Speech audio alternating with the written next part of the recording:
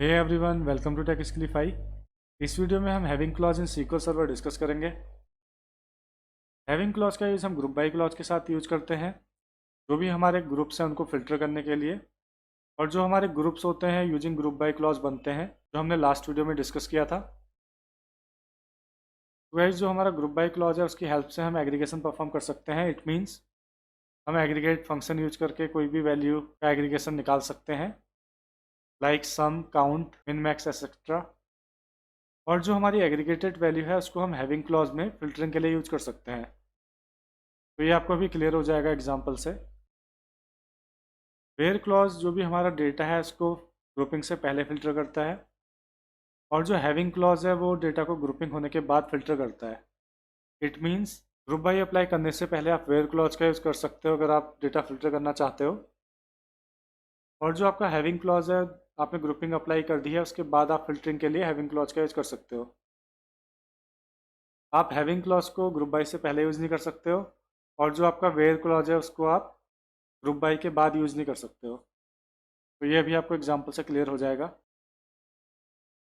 जो भी आपके एग्रीगेट फंक्शन है उनको आप हैविंग क्लॉज में यूज कर सकते हो, और जो आपकी एग्रीगेटेड वैल्यू है उसके बेस में फिल्टर कर सकते हो। फॉर एग्जांपल काउंट फंक्शन, मिन, मैक्स फंक्शन, ये सारे फंक्शंस आप हैविंग क्लॉज में यूज कर सकते हो फिल्टरिंग के लिए।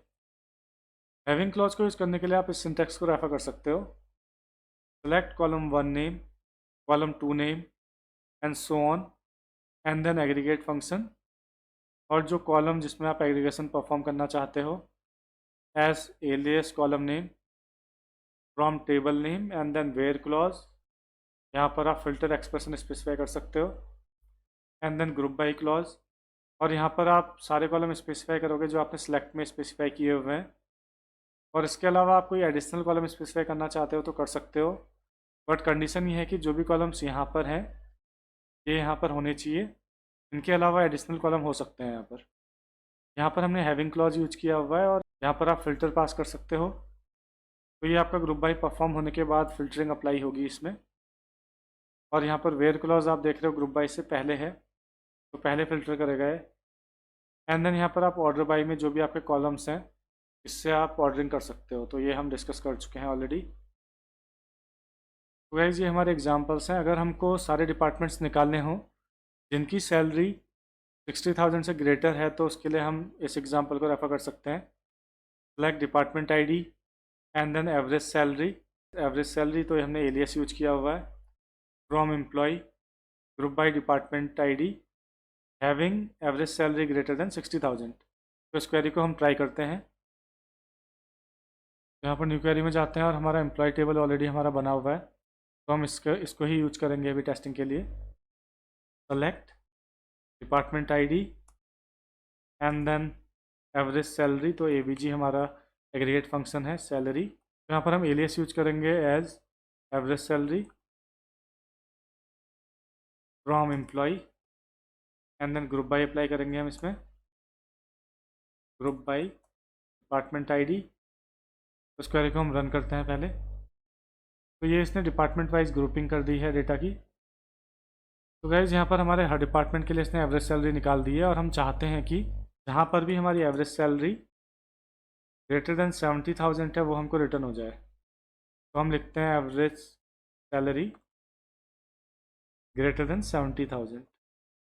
उस क्वेरी को हम रन करते हैं। तो गाइज, यहाँ पर हमारा एक ही रिकॉर्ड है जिसकी सैलरी ग्रेटर देन 70,000 है, तो यहाँ हम दोबारा देखते हैं। तो ये हमारी सारी वैल्यूज़ हैं, और इसमें 70,000 से ग्रेटर यही है। अगर हम यहाँ पर 65 करें तो हमें 2 रोज़ रिटर्न होंगी। तो गाइज़, आपको क्लियर हो गया होगा कि यहाँ पर हमारी ग्रुपिंग परफॉर्म हो गई है, और इसके बाद जब हमने हैविंग अप्लाई किया, ये हमारा ग्रुप वाला रिजल्ट था, इसमें हमारी फिल्टरिंग अप्लाई हुई है। तो यहाँ पर हम एवरेज सैलरी निकाल रहे हैं एम्प्लॉय टेबल से उन सभी डिपार्टमेंट्स के लिए जिनकी सैलरी ग्रेटर देन 65,000 है। तो गाइज़, यहाँ पर हम एवरेज सैलरी निकाल रहे हैं डिपार्टमेंट के लिए, उन सभी डिपार्टमेंट के लिए जिनकी एवरेज सैलरी ग्रेटर देन 65,000 है। तो गाइज़, ये हमारा सेकंड एग्जांपल है। यहाँ पर हम सारे डिपार्टमेंट्स निकालेंगे जिनके भी एटलीस्ट 3 एम्प्लॉय एक्टिव है।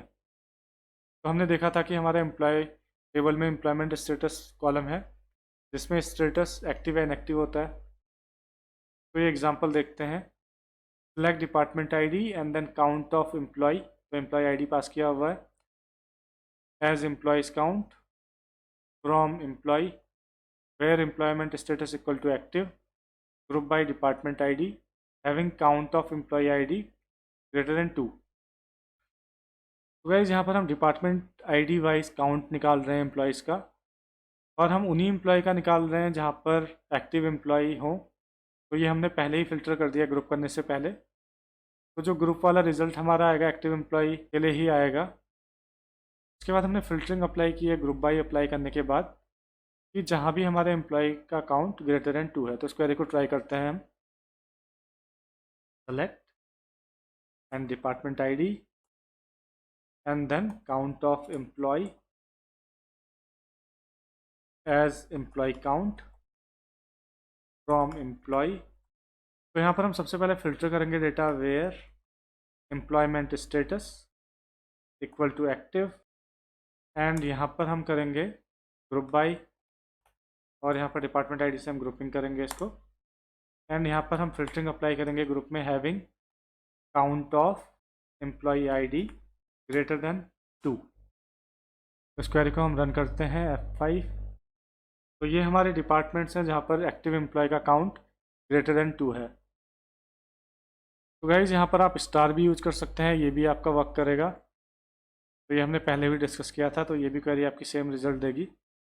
और यहाँ पर आप 1 यूज करेंगे तो फर्स्ट कॉलम हमारा एम्प्लॉय आईडी है टेबल में, तो वो कंसिडर होगा। तो ये भी क्वेरी हमारी सिमिलर वर्क करेगी। और इसके अलावा अगर हम यहाँ पर एम्प्लॉय आईडी पास करेंगे तो भी क्वेरी हमारी सेम वर्क करेगी। तो एम्प्लॉय आईडी रखते हैं एंड देन हमारा आउटपुट आपको क्लियर हो गया होगा। तो गाइस इस वीडियो में हमने देखा कि कैसे हम हैविंग क्लॉज का यूज़ कर सकते हैं विद ग्रुप बाई क्लॉज, और हमने काफ़ी एग्जांपल्स डिस्कस किए हैं। That's all in this video, thank you.